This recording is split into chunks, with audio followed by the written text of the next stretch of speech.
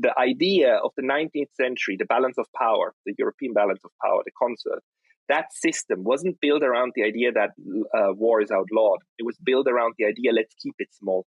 Let's make sure that if we have wars, we keep them not too big. And if they happen, we also have laws that regulate how to fight so that we can minimize the suffering of the people involved. And in that system was way more friendly to neutrality law and the development of it, which is also why, one of the most important treaties for neutrality law is the 1899 and 1907 Hague Conventions. The Hague Conventions were basically the high time of the old approach of trying to constrain war. And in those treaties, multilateral treaties, so contracts that these countries signed, you also had a lot of provisions for neutrality. Now, these provisions for neutrality, they were not made for small countries or small powers like Switzerland and Sweden. They were made for everybody.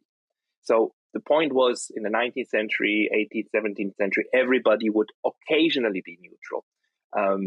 Britain would occasionally be neutral. Russia, the United States was neutral for like 150 years, on and off, while also fighting wars. So the thing is, neutrality is not something like Sweden and Switzerland practiced as a permanent foreign policy. It was rather something that states did when others started wars.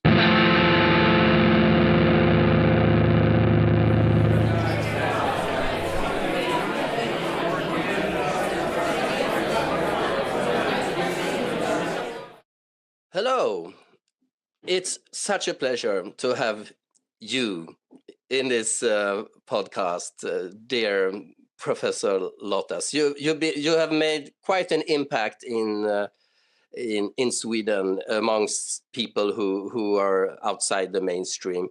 Tell me, you are a professor in international relations.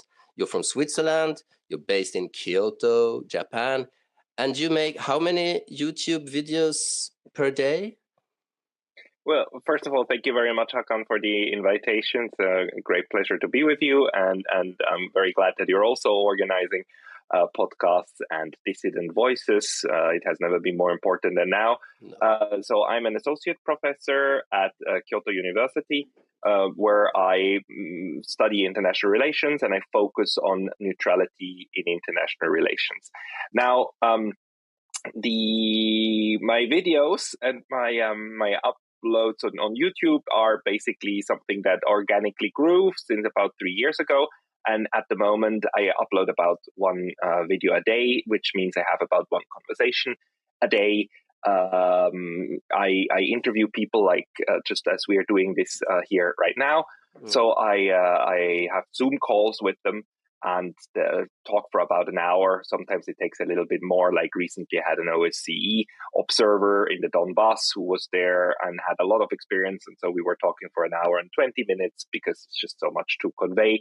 But I do that on the one hand to figure out what happened in these places and what kind of experiences and perspectives people have to deliver. And on the other hand, I also have I would like to contribute to a more healthy media environment, which these days we mainly get actually on alternative platforms. Mainly, actually for me, mainly YouTube, because YouTube is the place for long form content for where we can have like long discussions and also listen to them across the spectrum. Right? It's not just me; it's others. It's others as well. It's podcasts like yours, and together.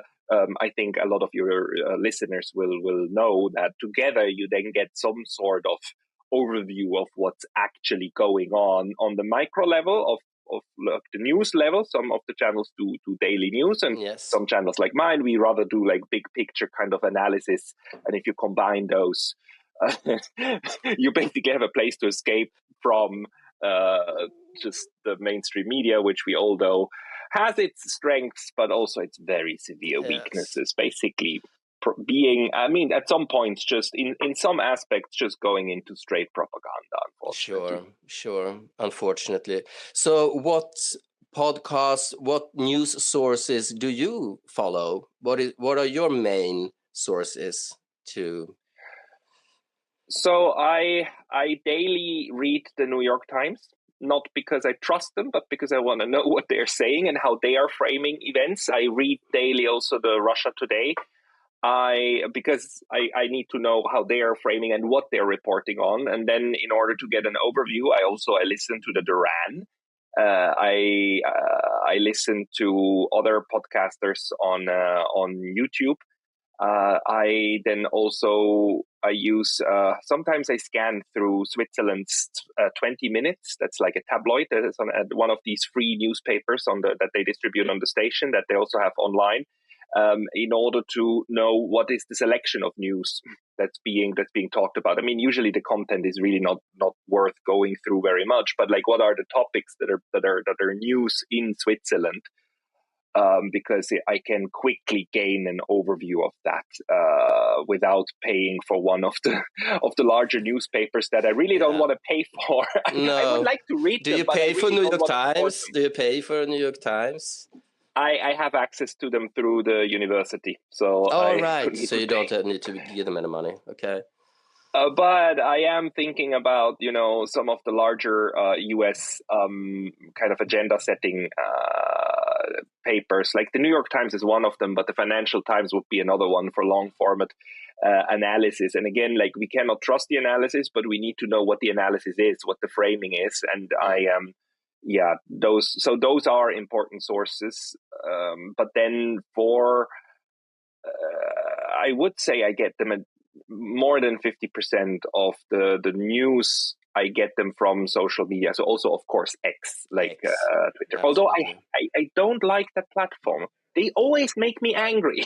Yeah, I know. I don't want to be angry. One that I like better actually is Substack. Substack these days also has like very, very good articles from very good people, and they don't try to feed you the ones that make you angry. They try to feed you the ones that you find interesting. So Substack is becoming more and more an important source.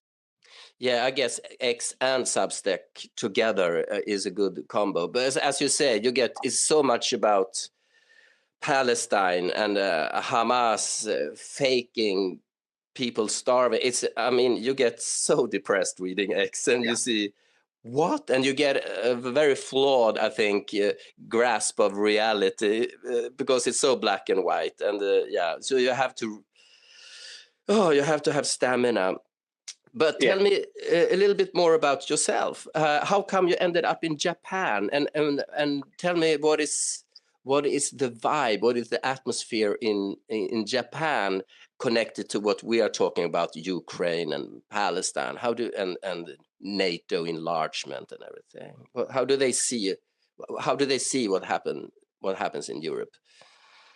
So personally, I ended up in Japan because I wanted to come here very early on. So I did a high school exchange here 20 years ago in 2004 for an entire year, and I absolutely loved it. And then I came back for my for university for my master's degree. Went back to Switzerland, worked for 2 years, but regretted that. Came back again for my PhD. Didn't repeat the mistake, so I stayed ever since 2014. I found a job first at the first university in 2019, and then now since 2023, I'm with Kyoto University, and I've been very lucky because I was able to kind of connect my academic work and kind of a niche that I believe to have found, because not a lot of people study neutrality as a focus, an individual focus. And so I'm building that project, and luckily the Japanese are interested in that. The first university, Waseda in Tokyo, they gave me a 3-year contract researching neutrality and international relations, and now Kyoto University did the same. So they pay me in order to do this project, which is absolutely fantastic. And one of the reasons also really to admire Japan. There's a lot of money in Japan for academics, which is beautiful, and they don't do this kind of you need to fall in line with certain research agendas. They just give money across the board for a lot of different projects, and they actually leave us alone. They don't demand that we have like so and so many publications per year. It is up to us how we do our publication strategy. Do you teach in English or Japanese? I teach in English.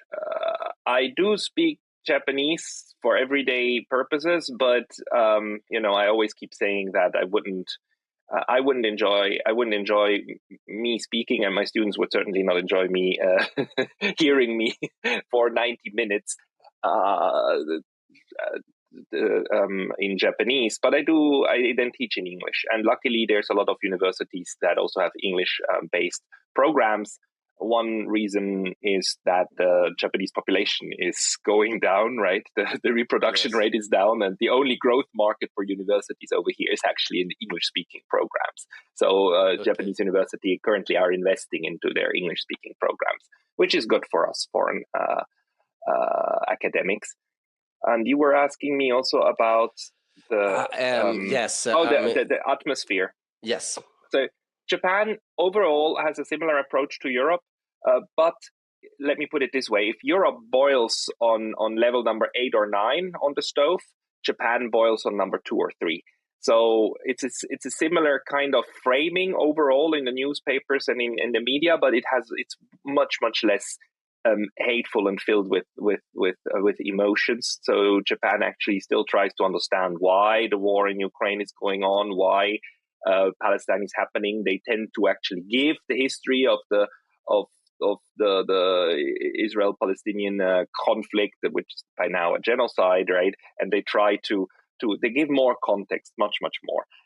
And the Japanese in general, although they don't like Russia very much these days, you don't feel the same hate toward Russia as what I get when I go back to Europe, of this, this visceral kind of, we need to defeat Russia at all costs. In Japan, it's more like, oh, I wish the war ended soon. In Europe, we have a kind of dehumanization of Russians and Russian culture, and we have forbidden Russian artists to come to Europe, and it's not that bad in Japan, I hope. No, the Japanese never did that. The Japanese, I had a Russian colleague who was here in 2019 for a conference, and he actually came back in 2023 for one semester to teach. And although he had problems with his credit card that he couldn't use, I mean, he had to get cash and so on, but he could. And the university here in Tokyo, they called him over for 3 months. That was no problem. So the people-to-people connections between Russians and Japanese is still working much better. My own institute, the Hakubi Institute at Kyoto University, last year they hired a researcher from Russia. So for 5 years. So there's none of this kind of, we need to ostracize the Russians as a people feeling as it is going on in Europe, and it's absolutely horrendous. I mean, the last thing we need is to cut scientific and cultural ties. I mean, those are the ones, especially during conflict, that we need to cherish even more in order to get somehow out of this goddamn mess. But for some reason, the Europeans apparently have forgotten all the lessons. The right lessons of the Second World War. The only thing they remember is the bad lessons, as in find a Hitler everywhere. Find a Hitler in Moscow, find a Hitler in Palestine, find a Hitler. I mean, every single, in Libya, everywhere. Person we don't like these days is Hitler, and that's the lesson that we seem to have taken away. Yeah, the infantility of European or Western politics and academia right now, and media is horrendous. But can you travel from Japan to Russia without trouble? Is it possible to travel? Yes, although there's no direct flights, but there would be no problem flying either through Istanbul to Moscow or through Beijing to Moscow. I mean, there are no travel restrictions. But that's the same as in Sweden. You have to go via Belgrade or Istanbul, or go up to the northern tip of Norway and take the bus. So Japan did put sanctions on Russia. Not as completely as the Europeans. There, for instance, there's a very important oil project between Russia and Japan going on in the northern territories, in the Sakhalins. And that project, although it is frozen, it wasn't abandoned, and the companies were not forced to sell their stakes in it. But Japan did put sanctions, and one of them is just like for the Europeans, no overflight rights for Russian carriers.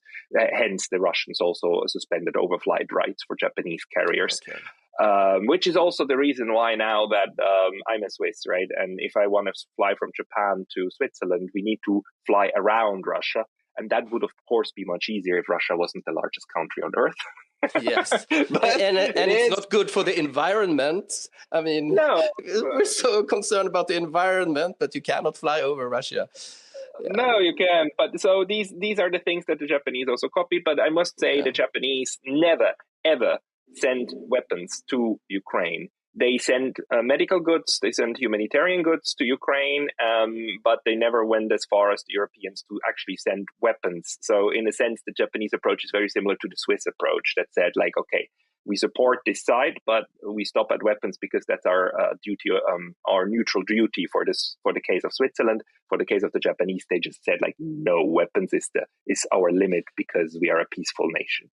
So you can say they have a neutral stance towards the conflict between Russia and Ukraine. I would say neutral in the sense that if you go and you look at the duties, the rights and duties of neutrals during wars of others in the Hague Conventions of 1907, the Japanese and the Swiss actually live up to that at the moment. But they're not neutral in the sense of political neutrality. Politically, they chose a camp, both of them, so Switzerland included, which is why the Russians politically don't recognize them as neutral. Militarily, they are keeping to the letter of international law, although that one is, in this sense, less impactful to the political development of the conflict. But there are, we have to make hierarchies, right, of gradients in which these other states, third parties, are involved in the conflict, in the war. The United States is directly involved because it is the primary, the proxy war fighting power. The Europeans are largely involved through their support of the proxy war with all of this weaponry and so on. And then a level below that, I would put Switzerland, Japan, and a couple of others who support politically but not militarily. And then even below that, I would put the countries that support neither side. And then on the other side, you have countries like Belarus, which are basically, doing the same on the other side, on the Russian side. But we have to make these gradients, right, to understand what the political situation of the different polities is. And where would you put China? I would put China fairly in the middle. So I would say China is a very kind of neutral, actually.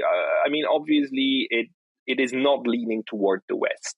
And the West keeps accusing China of being of supporting Russia's war. But if you compare the support that China is giving to Russia with the support that, let's say, Germany is giving to Ukraine, we have two completely different universes, right? China doesn't send weapons to Russia. China lets Russian companies buy civilian products which have dual use. Yes, some of these microchips and stuff might be used in Russian weaponry, but China doesn't export weapons to them, and also doesn't make a point out of trying to support the Russians. What they're doing is they keep a normal trading relationship with the Russians, and they actually intensified that trade relationship. But that's not just in order to support the war. That's also because the West is actually also trying to crack down on China. Right? Yes. On the one hand, the West is saying like, "Oh, China is we will be at war with China by 2027, so we need to prepare for that." On the other hand, they're saying like, "Oh, evil China! How dare you support somebody we're already at war with?" And it's like, okay, West, I'm sorry, you just can't have it both ways. You can't try to tell China to be friendly to you and at the same time threaten it with war. But I still think that the Chinese are on the spectrum from like pure, let's say, pro-Ukraine versus pro-Russia, that they're fairly in the middle. Also expressed by the fact that the Ukrainians still talk to the Chinese. The Ukrainians have a diplomatic relations with them. And one of the early versions of a peace proposals for a peace process actually came from China. And that peace proposal went to Kiev and to Moscow, and both of them said thank you very much. They didn't pick it up, but they both said thank you. so it's a good indicator that it's pretty obvious what country is the emerging superpower. It's China, because everybody has to be friends with China. Everybody has to make business with China. It's I mean, it's so insane to prepare for war with China, I would say. I think it is insane. I mean, especially an aggressive war, and Yeah.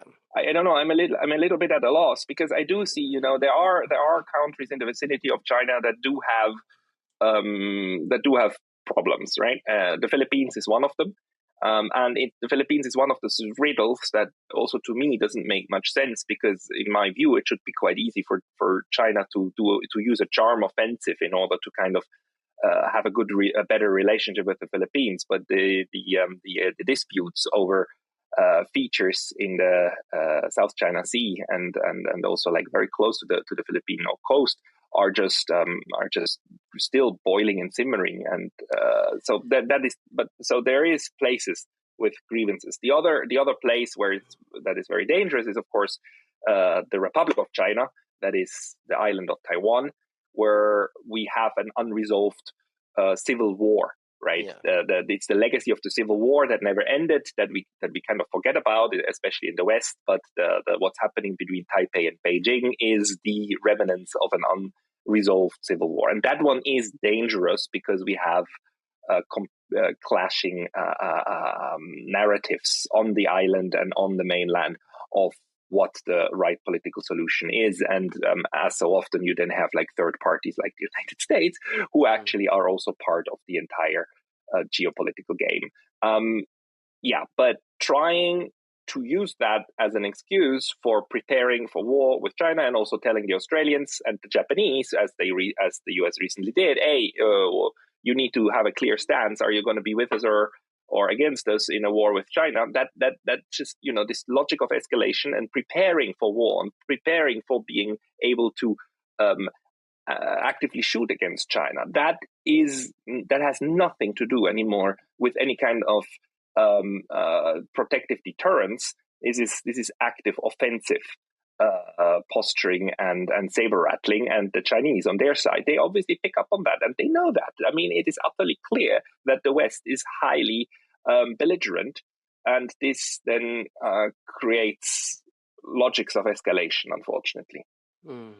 So this is a great segue to talk about neutrality, as in your studies, in your professorship, because the law of neutrality is. Can you explain what that is, the history, and what it means? The law of neutrality is a body of international law. By a body, I mean it's a part of international law of norms that describes a certain space. And for the law of neutrality, I'm actually having a debate with a couple of colleagues on where exactly we should situate it. If it is the law in war or the law of war, there's this important distinction, right?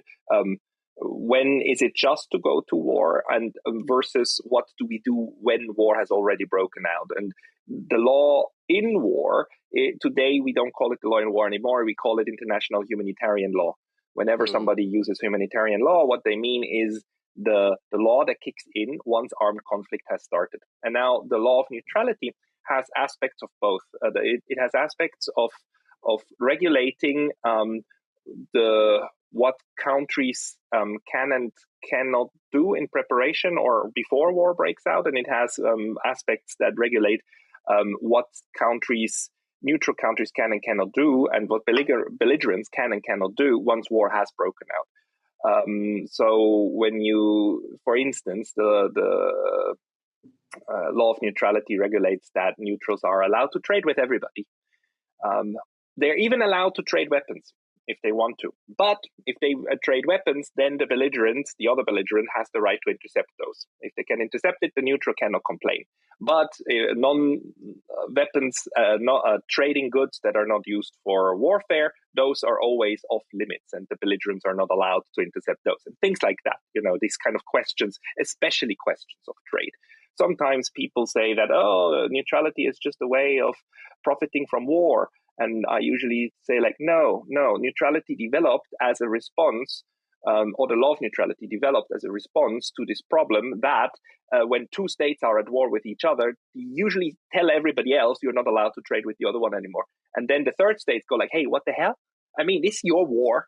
Why would I be impacted? Why would I change my behavior just because you two are fighting with each other? I mean, too bad that you're not having a good relationship, but I'm not going to let A tell me what I can trade with B, and I'm not going to let B tell me what I can trade with A. Funnily enough, right now we have exactly that kind of debate again in the news, because the United States is trying to tell India what it can and cannot trade with Russia. Right? Yeah. It's exactly that, and this problem is centuries old.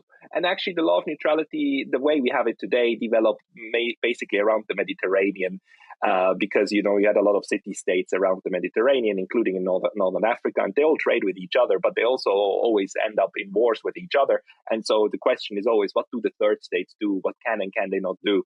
And this is very important for shipping and for traders, and which is why over time norms developed, and these norms they were written down, and they were then also negotiated time and again, and over time they became international law. And it's really interesting. There's even a debate if it's still valid or not, but I of course belong to the people who say like, no, it is. And we have luckily a very wonderful book that came out in just a few years ago, Neutrality in Contemporary International Law by James Upchur. I highly recommend this book. Although the author, a young scholar, he unfortunately died even before the book came out. But James Upchur wrote a really important treatise on this, his dissertation, and then he died in I think a car accident or a motorbike accident. But point is, this is part of the corpus of international law, and it regulates one part of it, the part that has to do with the third parties in war, in preparation for war, and when war takes place. Yeah. So where is it? Is it written down someplace? Is it a part of the United Nations? Because you never hear about the law of neutrality. Where is it? I mean, it's from. Yeah. Is it? It's a very good question. Actually, you don't hear about it in the United Nations, because the United Nations is built around the counter concept. The UN is built around the idea that we outlaw war. War itself is illegal in the United Nations Charter, right? Says like we hereby everybody who signs the charter renounces the right to go to war. So this is this idea of the 20th century that was first tried with the League of Nations, then with the Bryan-Kellogg Pact, and then again with the UN Charter, saying like war itself is forbidden, period. And if you do that, you implicitly also outlaw neutrality. And that's actually the argument of the side that says, no, neutrality law doesn't exist anymore, because UN law supersedes this one. So war itself is forbidden. And that logic that makes sense. The problem is that we outlawed war, but we didn't get rid of it. So what we did is we renamed it. So we don't have wars today. We only have armed conflict. And actually, the corpus of international law that we used to call the law in war, we simply renamed it to international humanitarian law. International humanitarian law regulates what happens inside armed conflict. Wonderful. We just changed the jargon. Now, but the fact that armed conflict, war remains, also means that the fact of neutrality remain. And we saw that during the Cold War. We saw that with the non-aligned movement. We're seeing that today. It's a sociological phenomenon that states try to remain outside of the conflicts of others, be they armed or trade wars, trade conflicts whatsoever, and so on. And what we have as the international law is what remains from these earlier periods of the 19th century, 18th and 17th century, and B, what has developed as customary law over time even now. And international law itself is not. There's no book, The International Law, that you can go out and buy, and then you just have like 800 pages of the law. International law itself is made out of different sources. They're called sources, and one of the sources are treaties. You have sources that are custom. So what has been customary accepted over the centuries by basically everybody. You have soft law, like pronouncements, let's say what the ICRC, the Red Cross, if the Red Cross shells out a big fat report on the interpretation of international law, then that is something that international lawyers would draw on. You have decisions of courts, international courts, that all of this together makes up what international law is. And for the law of neutrality, likewise, you have treaties, you have custom, you have court decisions that go back hundreds of years, actually, that then make up the international law of neutrality. So you can, we have big books and treaties written about this, especially from the 19th century, when the idea of the 19th century, the balance of power, the European balance of power, the concert, that system wasn't built around the idea that war is outlawed. It was built around the idea, let's keep it small.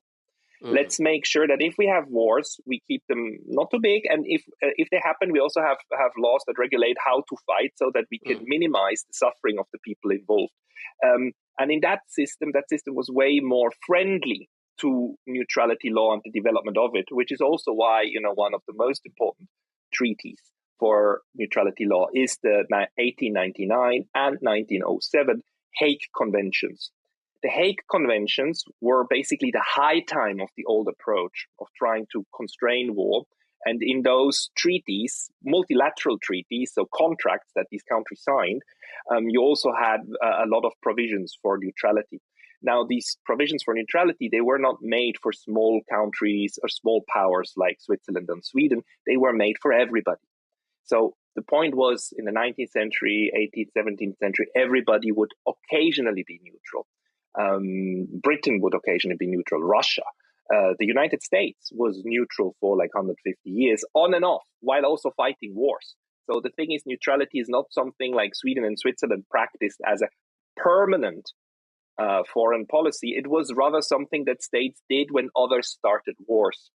And this occasional neutrality. So the way we think of neutrality today is as a state policy that is valid always. So for Sweden, it was valid for 200 years. For Switzerland, it's still valid. It's like, what we always do, it's our foreign policy.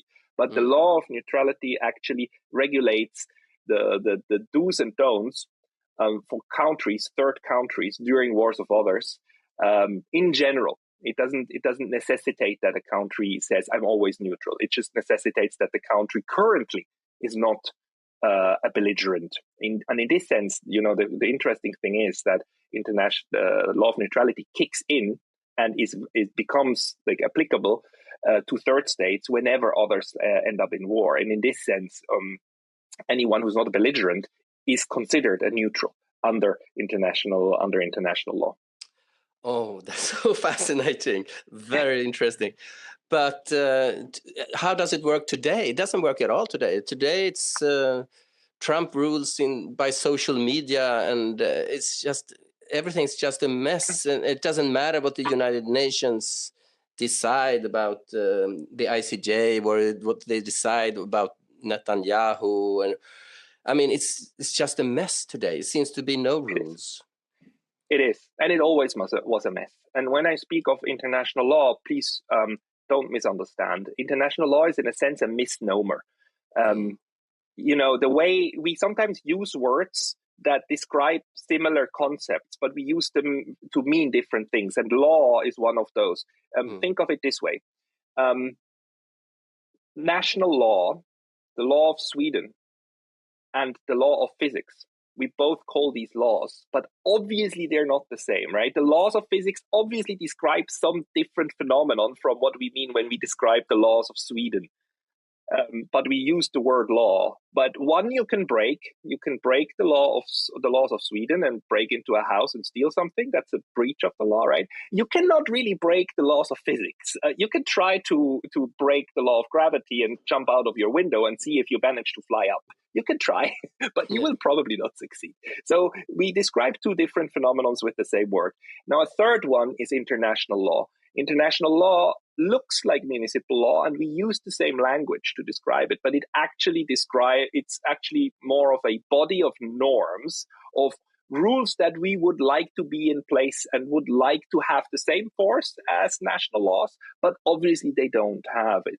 because they're broken way more frequently, and they are actually constantly changing also through the act of breaking them or adhering to them.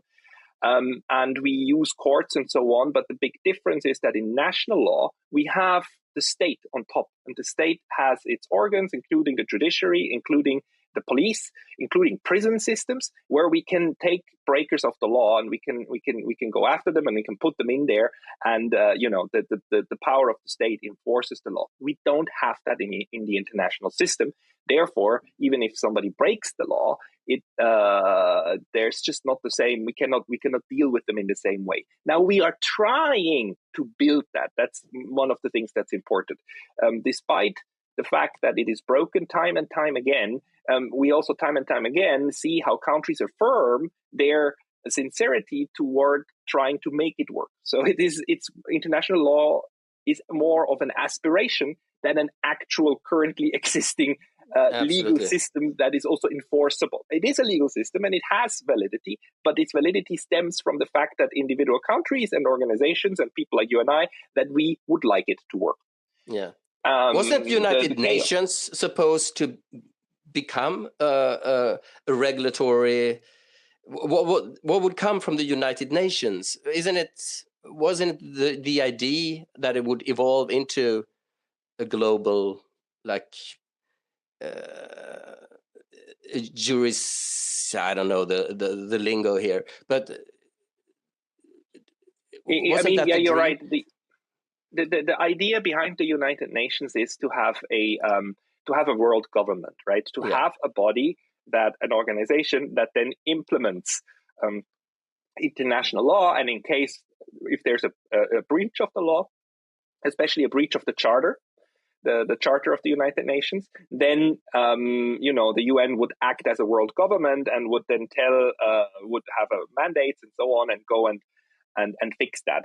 The problem is that it's a good idea, but it simply doesn't work, because within the United Nations we have disagreements on what should happen, and we had them from the beginning. We also have inconsistencies, for instance, that the five powers. The victors of the Second World War, they got more say inside the United Nations because they have a veto inside the Security Council. So we have the General Assembly, where one country, one vote, very democratic. But on top of that, we have the Security Council, which is the only body under the Charter. The Charter defines that it's the only body that can mandate military intervention or military have a military mandate to implement something by force. Everybody else doesn't. Even the General Assembly cannot mandate it. They can recommend it, but it's not binding. If the Security Council says it, it's binding. The thing is, the Security Council, you have on there the United States, Britain, France, Russia, and China. Again, the five victors of the Second World War, and more or less the five, or at least the three out of the three great powers. And whenever they are not in agreement, you will have a veto cast, and then the whole apparatus stops. Even the judiciary, in the UN, you have the International Court of Justice, the ICJ. And the ICJ is basically the court of the United Nations. And the court can then rule that something is a breach of the Charter and a breach of international law. And if the country in breach does not comply with the orders of the ICJ, then they can escalate it to the Security Council. But if the Security Council then has a veto, then it stops there. And this is why Israel will always stop, right? Even if there's a ruling, you will always have Big Brother United States, which in the Security Council will block any kind of decisions, even if they come from the ICJ. So the problem is it's an imperfect system. Why don't we have a better system? Because we have to build it ourselves. We are making this, It's like we're building a boat while on the ocean. And the boat is kind of almost sinking, and we're constantly trying to repair it, but we're on the goddamn ocean. And actually, we don't even have driftwood. So if we want to fix something, we need to take it from another place. So we're in constant negotiation of how to not sink. And that's unfortunately just the reality, because we are alone we're 8 billion people on a planet alone in the universe. I mean, if you're religious, then we have a godly father above us. If you're not religious, then we're alone, and we have to fix that system and that thing ourselves. And it's just inherently very very difficult to do, which is why international law is then actually just the approach of people who coordinate stuff, and out of conflict and actually out of chaos, you have emergence of minimum standards that we are all agreeing, or most of us are agreeing, that we would like to comply with. Problem is, again, you have breaches of that, and the breaches are actually part of the negotiation of how to fix the ship. So the only entities that has been punished is Serbian leaders and some African dictators. I mean, the small guys.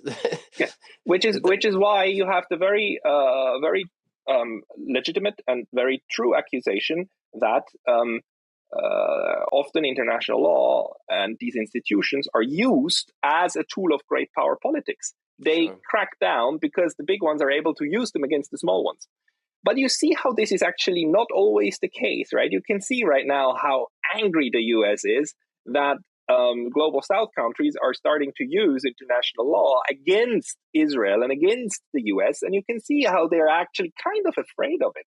Now, Lindsey Graham said in the US, right, if they come after Israel today, they come after us tomorrow.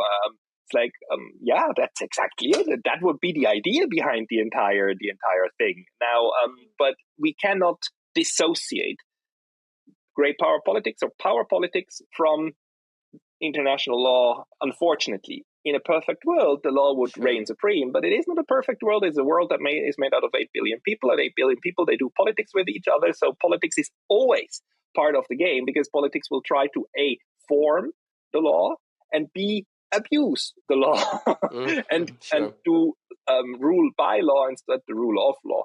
But that's just what we're living with. Yeah. As I see it, I see the US, Israel, and United Kingdom as the great evil in the world, the chaos demons. Of course, no one is innocent here, but how do we transcend into a more fair world, like what you do in your teaching about neutrality studies? Is it to let the third world, the BRICS, the non-Western world, to get stronger and change the way United Nations work with the Security Council, include more countries like Africa, maybe would have a seat, or I don't know. Is that the way to go, or is it to forget about the globalization and like in the 19th century, the 18th century, where it wasn't as connected? What do you think? This is a huge question, but go for it. I mean, it's the most important question, because first of all, we probably should try to agree on a goal, and if the goal is to have a more peaceful world, then we need to understand the reasons for violence, and I try to understand why mass violence occurs, and we have different parts that are all like factors to this phenomenon. And we can talk about the big picture of like the way that great power politics works and has worked, the way that propaganda works, the way that that fanatism works, like in the case of Israel, and religious based violence, and and then we also need to understand the political systems. Why is it that certain political systems might contribute to more or less external violence or internal violence, but all of this is unsettled, unfortunately. We don't have concrete, definite answers, which is one of the issues. The second then is that we might we have very different ideas of what a good world looks like. I mean, for the longest time, for the last couple of 100 years, we Europeans, and I count the Americans, the North Americans, as just emigrated Europeans. I mean, the white part of the world, the part that then colonized the others and even exterminated good parts of it, right? I mean, the Europeans emptied out basically 3 continents, North and South America to different degrees, and Australia, right? Including also New Zealand, and emptied them largely of their original populations. That's the level of violence that was also brought down on these people. But then what we have is is an imperfect system that needs to be adjusted and fixed. Obviously, empowering others is definitely one way to go, or not just empowering, but maybe not standing in the way. Because I don't think that you need to empower states like Malaysia, Indonesia, and Thailand, or even African states. What we need to do is not to stand in the way, because the Europeans, we have this very bad habit of constantly trying to undermine others. So in Africa, of course, has been exploited over centuries and robbed, and is still being robbed to this day of its natural resources. Back in the days, it was done at the barrel of a gun. Today, in many of these countries, it's done by networks of dependencies, right? By having a few business and political leaders educated in the West that are then very, very loyal to Western preferences, and they themselves Values. then go and do secondary and values, and they then implement basically this extraction of the African continent. And whenever somebody speaks up, you try to empower the rivaling group that then continues the policies which then allow European companies to take out the wealth of Africa. And I've talked to an African researcher, and he told me, look, we have all of these natural resources in Africa, all over Africa, and Western companies come here and they take them out, and we don't even have the markets.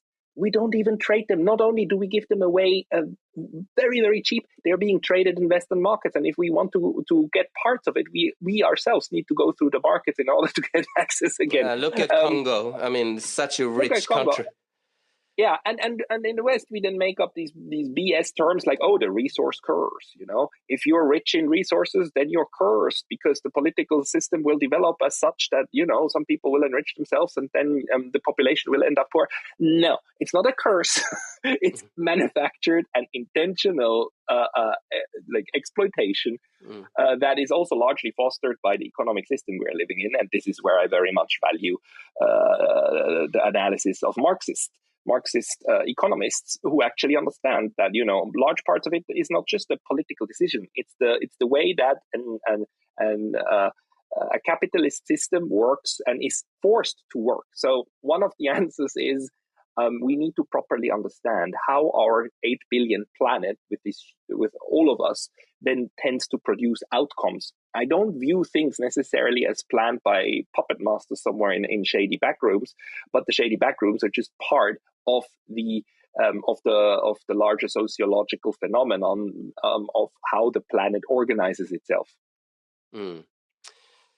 And when you teach in neutrality studies, I guess this is what you're talking about. But how can we?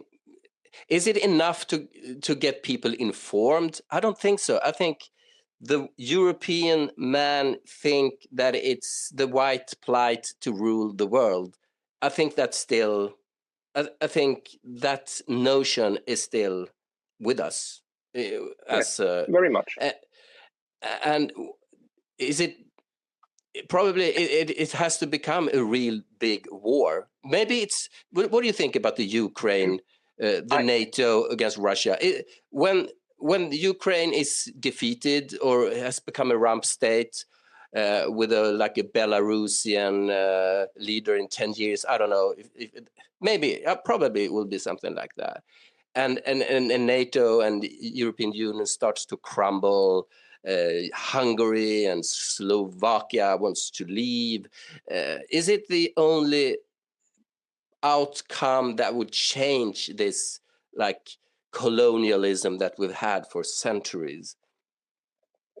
Look, I mean, at the moment, I do think that the entire West, America, the Europe, are on the descending path, and you can see, in my view, how the economic problems, also the gearing up for war in Europe, are all part of that. The fact that the West wasn't able to break Russia, the fact that they're not able to break China, the fact that You have alternatives building, international structures now being built up, including alternative payment systems. This is all obviously and decidedly not in the interest of Europe and North America, but it is happening anyhow. And that was just unthinkable only 50 years ago, right? And now we live in this new multipolar reality. I hope very much that we are able to avoid a all-out large war. Although there are people who argue, Dmitry Trenin in Russia, he argues, look, the Third World War has already started. We're in the middle of it. But world wars, they go through different stages and they happen in different theaters. And just right now, we have a theater in the Middle East, we have in West Asia, we have a theater in Eastern Europe and Russia, but more theaters will be added, just like in the Second World War, bit by bit, theaters were added over time. And I hope that is not true, and I hope that we can de-escalate these hot conflicts at some point and find a modus vivendi with Russia, obviously, because otherwise it's going to be millions, maybe tens of millions of dead on the European continent. There is hope, because at the moment, we don't. What we see is war and negotiations happening at the same time. So we are, in my view, rather back at in a world that resembles more the 19th century than it does the 20th. We are not in a place where everything looks like is the Cold War. Actually, the Cold War, in my view, is rather a misleading concept. So, and this is where I come back to neutrality. Neutrality is not the solution to all problems, but it is one of the elements that I believe I can rightfully define as a de-escalating element, a de-escalating logic, a factor that if you insert it, it's going to lead to rather less warfare and mass violence.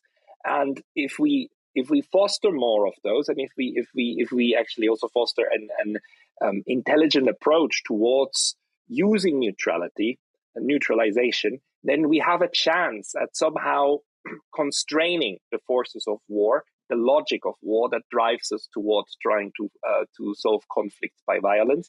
And we might have a tool in the toolbox for conflict management. We won't get rid of the conflicts, but we might be able to manage them below the threshold of all-out mass violence. And I think that can be a goal, a realistic goal also in East Asia. Not try to eradicate these conflicts, not try to solve Taiwan and the Philippines and so on, but make sure that the conflicts boil below the threshold of all-out war, and over time maybe get to a more cooperative framework, because actually this is what happened also in Southeast Asia. It has happened in Northeast Asia. Russia and China used to have border disputes. China still has border disputes with India. But they're able to manage those, and China and India are even part of BRICS, right? So we have a model in which conflict is part and parcel of international relations of these states, but we have also a general agreement that we are trying to keep them from boiling over. And if we in Europe manage to learn something from Southeast Asia of how to live with conflict and live with the fact that we don't agree with the other one, but that we try still not to go and kill them, then I think we could contribute to not going to all-out war. And I hope that this neutrality studies project will be part of maybe not the enlightening, but the help of fostering one of the tools that can help us to de-escalate. Yeah, because neutrality today in Europe is to take part on one. It's to be a Putinist, And of course this is part of the logic of war, right? The logic of war is that you need to eliminate neutral places because you want everybody to go in and kill the enemy, right? So anyone who's not a fan of that needs to be convinced or taken out. So actually the logic of war makes you try to take out neutral places. And this is what we need to resist. And the Europeans were just bad at resisting. Yeah, that was happening in Sweden and Finland. We were just conquered, precisely, but conquered mentally, right? And this is what didn't happen to East Asia. This is what didn't happen to Africa and South America and so on, because they actually see through the scheme. They've seen this before. They've heard the rhetoric before. They just didn't believe it. Whereas in Sweden and Switzerland and Finland, we just swallowed it whole because it's like, oh yeah, it's coming from Washington. Must be true. So I think you have to go, Pascal. This was really, really, really great. I just want you to end with what you're doing when you're not on YouTube having great conversations. What neutrality studies are? You have it's something more. I've seen on the homepage you have organized meetings and debates. And tell me about what you're doing. So I organize conferences. For instance, like last year in October, we did a beautiful conference in Kyoto. We had more than 50 researchers from around the globe. And for 3 days, we discussed. I mean, we had presentations of everybody giving their academic research. I organize books, so we jointly write books. Everybody writes a chapter, and then we edit those. I'm currently working on creating a book series for neutrality studies, so that we could publish people who want to write a monograph and then have that come out in an academic press. So what I'm trying to do is I try to build a network of researchers that all investigate different aspects of this one phenomenon, neutrality, non-alignment, third-party politics, whatever you want to call it, and build up the theoretical insights we have in how this tool works. And I do that through the university, but mainly I do it through the university, and I write my own academic papers. I am working on the manuscript on neutrality and international relations, on the history and development and its general functioning. But all of this takes time. Luckily, I do have time thanks to the Kyoto University. But mainly what I'm trying to do is to establish a group of people that all do different aspects. Because again, you have international law, you have the history of it, you have the sociology of it, you have anthropology, how tribes organize themselves, or when they have conflicts, like what third tribes did or did not do. You can go to religion, you can go to ancient India and study how in warfare in India you had concepts of non-involvement during other conflicts. So there's actually so much to cover that you just need a group of people. And with a little bit of luck, we're going to be able to continue this project and also grow the circle of people who investigate this and meet regularly, and thereby then push forward a little bit the knowledge that we have about what I still think at the end of the day is going to be a tool of conflict management on this 8 billion planet. Sounds great, and I hope you who see this can go to the homepage, which is what is the homepage, Pascal? Neutralitystudies.com. .com. One word. Yeah. Neutralitystudies.com.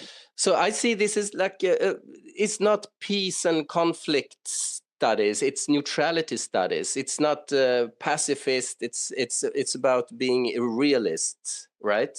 Yes, it is. Because the neutrality is nothing else but remaining at peace with those that are at war. And if you accept that, then you also accept that others sometimes are at war or in conflict. And I think if we have it a broader context again, being friends with those who are at conflict with each other, and if you do it correctly, then you can even manage to lower the conflict. If you do it stupidly, then you might make things worse. Yeah. All right, we have to end it here. It was such a pleasure to listen to you, and I highly recommend all of you who watch this that go to listen to your interviews, your conversations on YouTube and Rumble and Substack. Yes, but mainly YouTube. It's my main outlet, and Substack. I have written pieces. So thank you very much for your interest, Hakan. Thank you so much.